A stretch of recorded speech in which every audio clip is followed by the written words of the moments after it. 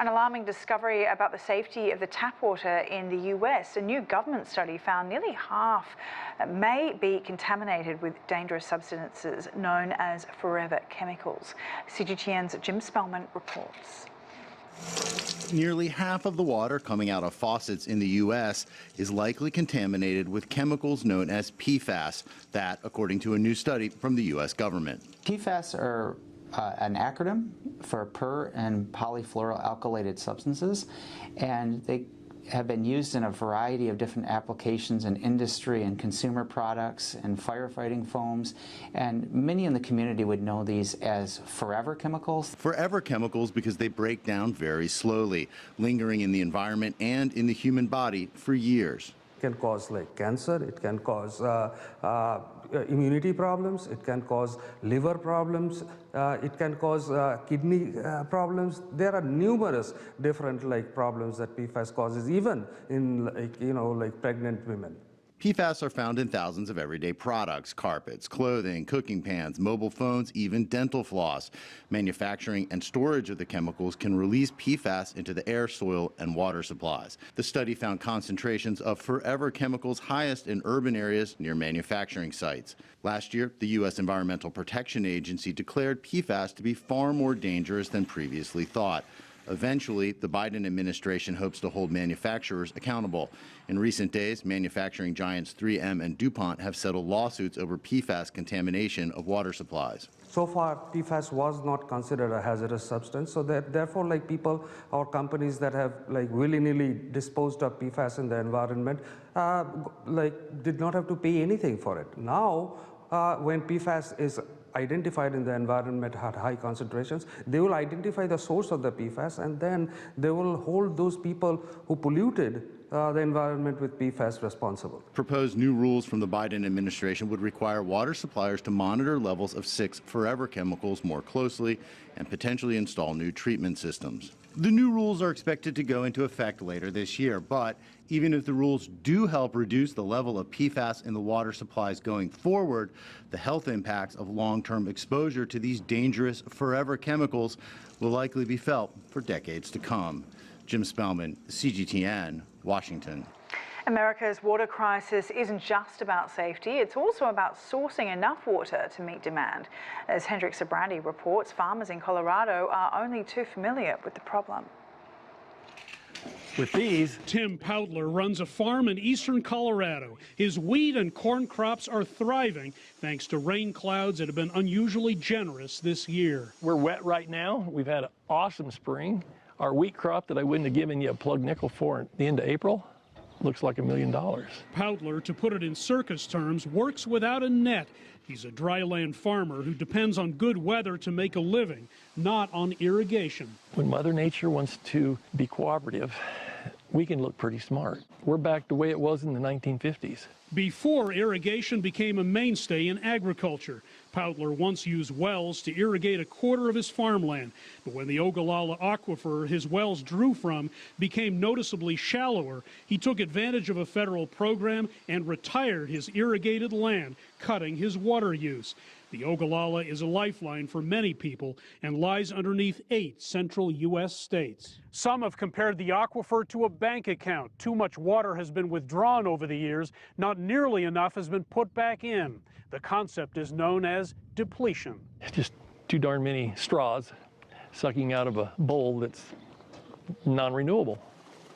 The amount of water use, farmers are major consumers, far exceeds the rainwater that seeps back underground. Ultimately, the goal is try to sustain this aquifer system as long as possible, if not indefinitely. Joel Schneekloth of Colorado State University says that's a challenge in an industry that can be resistant to conservation and doesn't always look far ahead. It's getting a mind change within the communities and the producers. Unfortunately, there are producers that don't care about tomorrow. They want their stuff today. Some of these guys are just saying, I understand the equation, but I just don't want to quit irrigating. Some farmers feel they have no choice in places like Texas. This drought here is the worst in my lifetime as far as economic loss of what we're going to have. Experts are now looking at alternative crops like sunflowers and black-eyed peas. Stuff that is very economical, uses less water, which puts less of a strain on the aquifer system. The futures of rural towns that have long relied on healthier and more predictable incomes generated by irrigated farming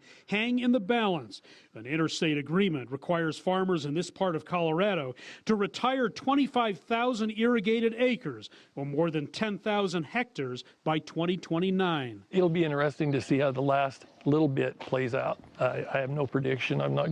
I would think we can make it work. There's no 100% cure-all for any of this. Similar efforts will be required across all 8 states to preserve an aquifer that supplies drinking water to millions and helps provide food to many more.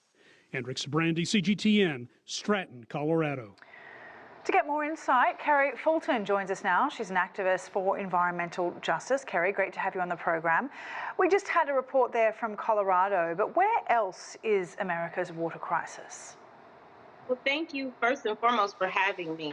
And our water crisis is all across America, but particularly in places where you have infrastructure that needs to be revitalized. You have pipes in places like Jackson, Mississippi, places like Baltimore, Maryland, even in places like Washington, D.C., where that infrastructure needs to be upgraded. And it's taking a long time because we have to deal with partisan politics that move very slowly in making sure that these projects that we desperately need actually get done.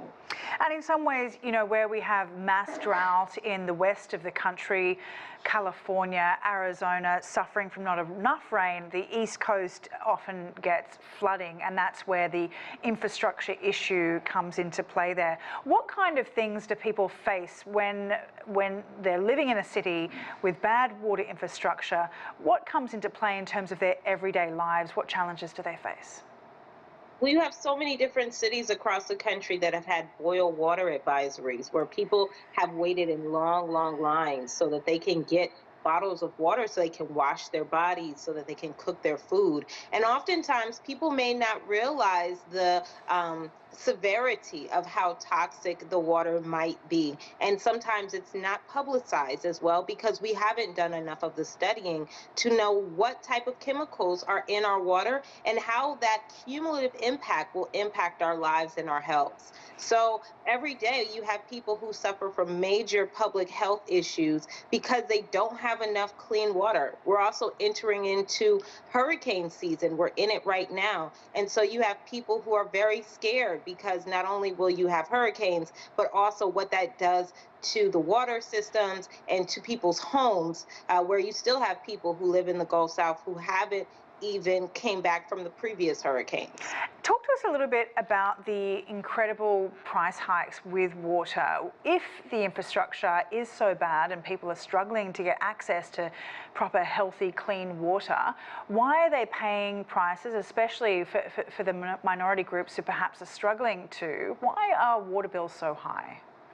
That's a great question. And some of it goes back to the infrastructure, and some of it goes back to the metering of our water meters and how that buck is passed down. And so when you have corporations and even nationalized water systems that aren't taking into account how they actually diffuse these bills, it can be a very big thing. And you're also talking about the fact that not only do you have to pay for the water, but these corporations and even these municipalities are still paying to figure out how they're going to fix the infrastructure, and that costs a lot of money. And so that usually comes back down to the ratepayer. The water crisis in Jackson, Mississippi was, the top of the headlines for a good few days, perhaps a couple of weeks. What happens to cities like that now? Where are they at in terms of their water accessibility? This is why it's so important and so key and critical to have a federal government that's going to step in. Because right now you have infrastructure funding that should be going to places like Jackson, Mississippi. But when it's doled down from the state level, from the municipality level, all kinds of things happen. And oftentimes the cities that need it most don't get that resource that they truly need. And they're fighting amongst many, many different communities who also want things. All right. Really appreciate your time. Kari Fulton, activist for environmental justice. Thank you. Thanks for having me.